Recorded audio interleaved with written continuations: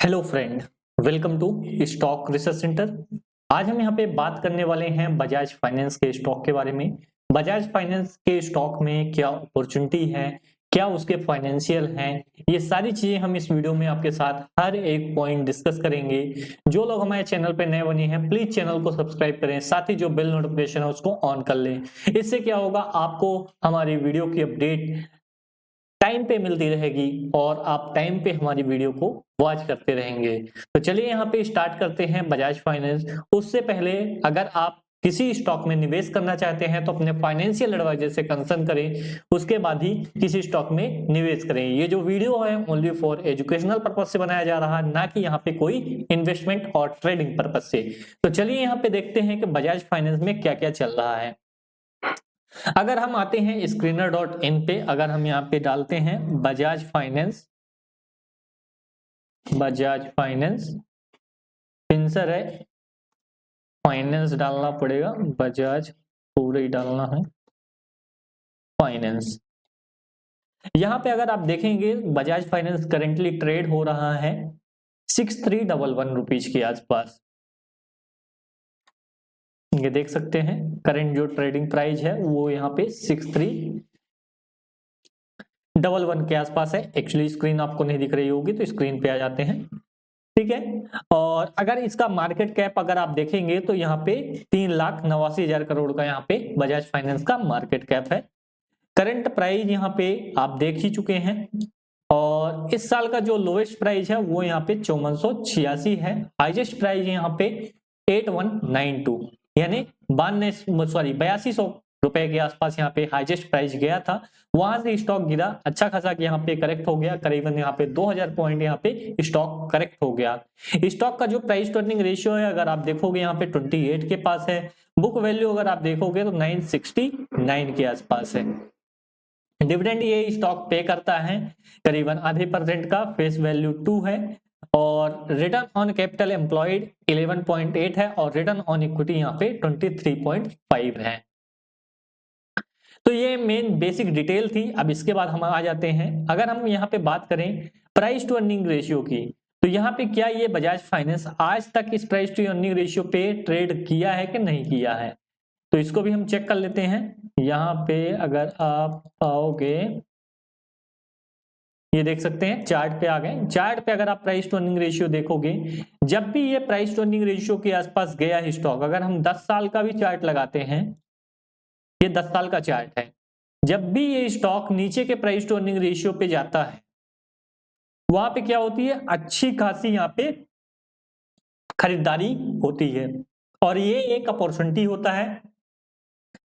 अच्छे प्लेयर जो होते हैं वो इस पॉइंट पे खरीदते हैं क्योंकि स्टॉक के जो फंडामेंटल हैं वो यहाँ पे बिगड़े नहीं हैं। अभी हम फाइनेंशियल देखेंगे, क्वार्टर के रिजल्ट देखेंगे तो आपको क्लैरिटी आएगी कि यहाँ पे स्टॉक किस लेवल पे है और क्या ये अपॉर्चुनिटी होती है कि नहीं होती है।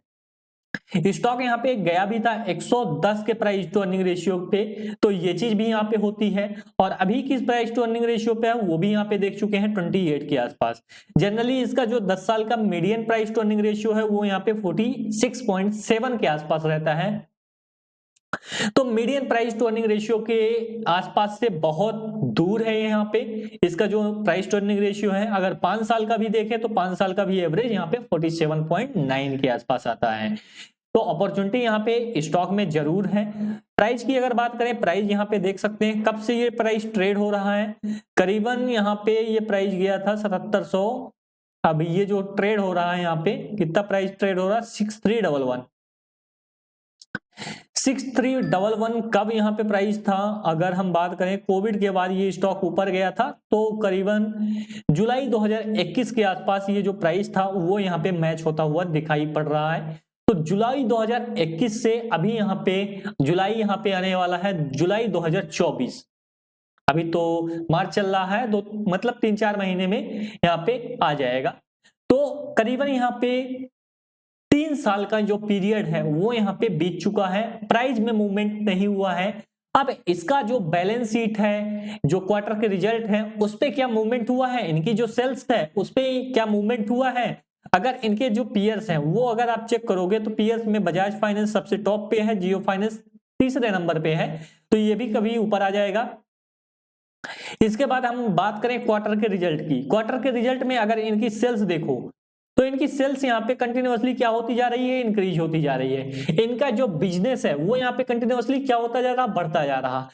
बिजनेस बढ़ता जा रहा है, स्टॉक प्राइस नीचे जाता जा रहा है। दूसरा जो फैक्टर हमको कंसीडर करना है, क्या इनके प्रॉफिट डिक्लाइन हो रहे हैं कि जैसे बिजनेस इंक्रीज हो रहा है वैसे यहाँ पे इनके जो प्रॉफिट है वो भी इंक्रीज हो रहे हैं।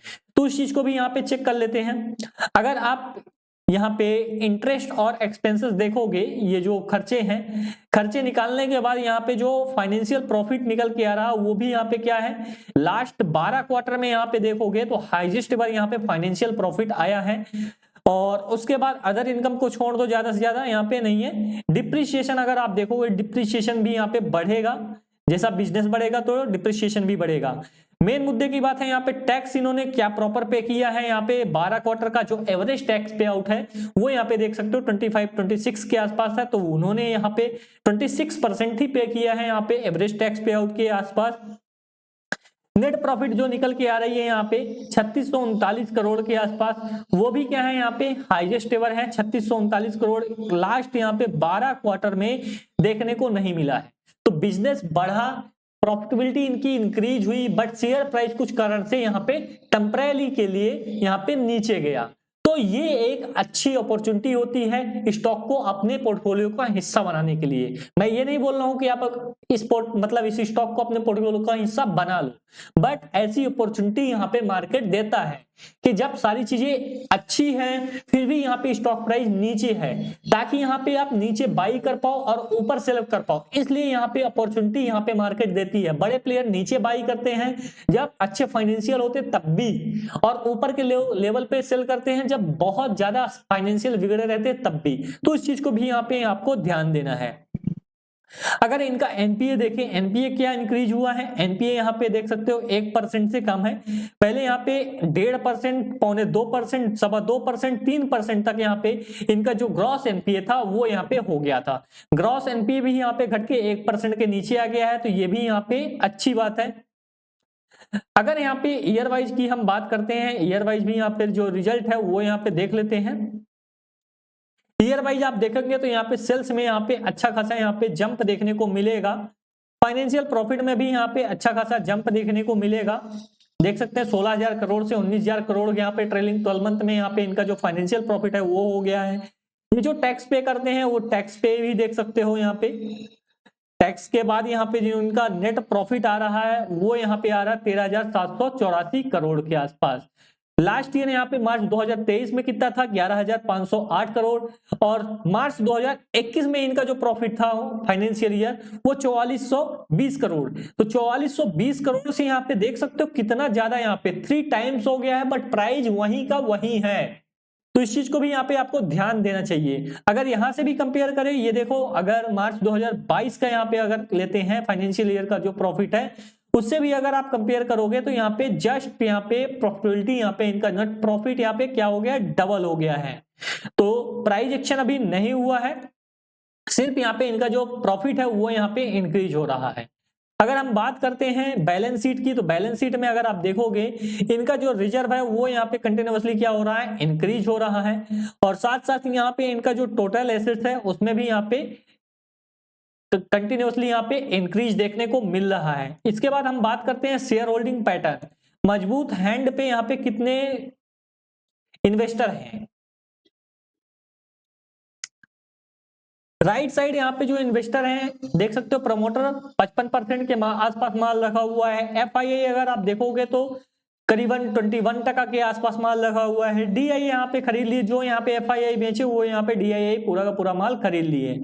और पब्लिक के पास जो होल्डिंग है वो यहाँ पे 10% है। तो 90% माल किसके पास है, बड़े प्लेयर के पास, यानी स्ट्रॉन्ग हैंड में। तो स्टॉक के जो फंडामेंटल है वो यहाँ पे वीक नहीं है, फंडामेंटल स्ट्रॉन्ग ही है, बट किसी कारण बस यहाँ पे जैसे आरबीआई यहाँ पे एक्शन ले रहा है उसके कारण यहाँ पे टेम्परेरी बेसिस के लिए यहाँ पे स्टॉक प्राइस में गिरावट देखने को मिल रही है। बात करते हैं ट्रेडिंग व्यू में, कोई चार्ट पैटर्न भी यहाँ पे बन रहा है। एक रेंज बाउंड ट्रेडिंग स्ट्रेटजी के उस पे भी यहाँ पे आप ट्रेड इनिशिएट कर सकते हो। मैं ये बोल नहीं रहा हूं, करना चाहिए। ट्रेडिंग डाल रहा हूं, बजाज फाइनेंस डालना चाहिए, बजाज फाइनेंस। रेंज बाउंड यहाँ पे स्टॉक काम कर रहा है। अगर आप देखोगे, इसको हम क्लोज कर देते हैं,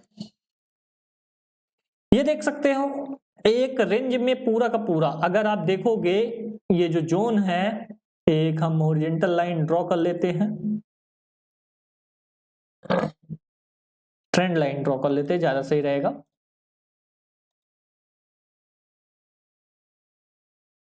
ये देख सकते हो ये ट्रेंड लाइन है और एक और यहाँ पे ट्रेंड लाइन है। ये पूरा का पूरा जो जोन है, इसी जोन में स्टॉक काम कर रहा है। अब जब इसी जोन में स्टॉक को काम करना है तो यहाँ पे सपोर्टिंग लेवल आ चुका है, यहाँ पे 6300 का लेवल आ चुका है। अब यहां से स्टॉक क्या करेगा, बाउंस बैक करेगा। जब बाउंस बैक करेगा तो किस लेवल तक जाएगा, यहाँ पे 8200 तक टच किया था, तो वो उस लेवल तो यहाँ पे टच करने का प्रयास करेगा जब यहाँ पे फंडामेंटल मजबूत है। तो अब अगर यहाँ पे भी इनिशिएट किया जाता है बाइंग 6300-6400 के लेवल पे भी, तो भी यहाँ पे 1800 पॉइंट गेन के लिए है, यानी 30% यहाँ पे सीधा का सीधा यहाँ पे अपॉर्चुनिटी है बजाज फाइनेंस में, किसमें, रेंज बाउंड स्ट्रेटजी के यहाँ पे बेसिस पे। और अगर प्राइस टू अर्निंग रेशियो पे अगर बात करें, अगर 47 के आसपास जाता है तो करीबन 20 पॉइंट यहाँ पे प्राइस टू अर्निंग रेशियो में गेन करना चाहिए। अगर average price to earning ratio के आसपास आ जाता है तो 20 पॉइंट गेन करने के लिए यहाँ पे इसको कितना, करीबन 60%, 70% यहाँ पे प्राइस में मूवमेंट होना चाहिए, तब जाके यहाँ पे ये जो अपना average price to earning ratio है वो यहाँ पे गेन कर पाएगा। अगर सेम प्रॉफिटेबिलिटी यहाँ पे चलती रही तो उस चीज के लिए भी यहाँ पे आपको ध्यान देना चाहिए। वीडियो अच्छा लगा, समझ में आया तो वीडियो को लाइक जरूर करिएगा, चैनल पे नए बने चैनल को सब्सक्राइब करिएगा, साथ ही जो बेल नोटिफिकेशन है उसको ऑन करके अपने दोस्तों के साथ भी शेयर करिएगा। ठीक है, मिलते हैं नेक्स्ट वीडियो में।